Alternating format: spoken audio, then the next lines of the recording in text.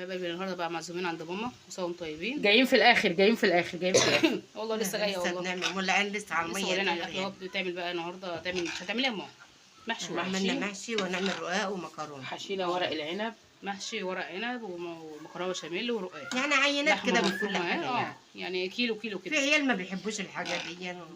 كيلو الرقاق ب 40 جنيه ما شاء الله. والفراخ النهارده 105 104 اهو حطينا بقى عليها طماطم ده وجزر وبصل. الازهار زمان التاني بقى النحراوي ده ب 50 جنيه وزيادة. ده مش الازهار، ده الندى.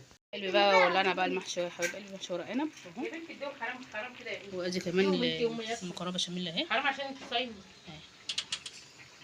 وادي الفراخ بقى تبلناها كده، ام يوسف تبلتها والشوربه اهي. الاكل وخلاص يا حبيبي. عملت بقى المكرونه بشاميل اهي، رصيتها. احط بقى المكرونه دلوقتي اللحمه، وبعد كده نحط الرق التاني. حبايب قلبي ام يوسف بتعمل الرق اهي. بصوا شيلي يا حبايبي. نخلص بقى وبعدين يا حبايب قلبي بقى عملنا بقى الكليه بتاع الرق اهو. ام يوسف عملته، وسقينا لبن وشوربه وشويه زيت. انا هعرفك العيال هيصيروا مع بعض عاملين مولد. بصوا جميله. تسلمي ايدي، تسلمي رجلي. شوفوا كوكو عامله ازاي. طلع مصراني كده اهو. انا اعرف. تعالى زين بقى كده، بره اهو. شايفين يا حبايبي حله المحشي جميله ازاي. انا بغسل المواعين وبتكلم في نفس الوقت. عمر يوسف بيصور وانا بغسل المواعين. قايمه بدورين. والله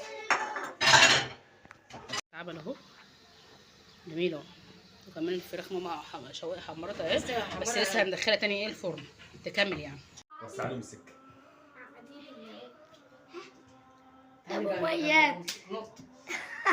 هنط ازاي بقى؟ هطلع خفيتي اهو. كلكم معاكم كوباية يوسف؟ كلنا معانا كوبايه اهي. كلكم معاكم كوبايه بتاعت يوسف. خلصي والله ميات.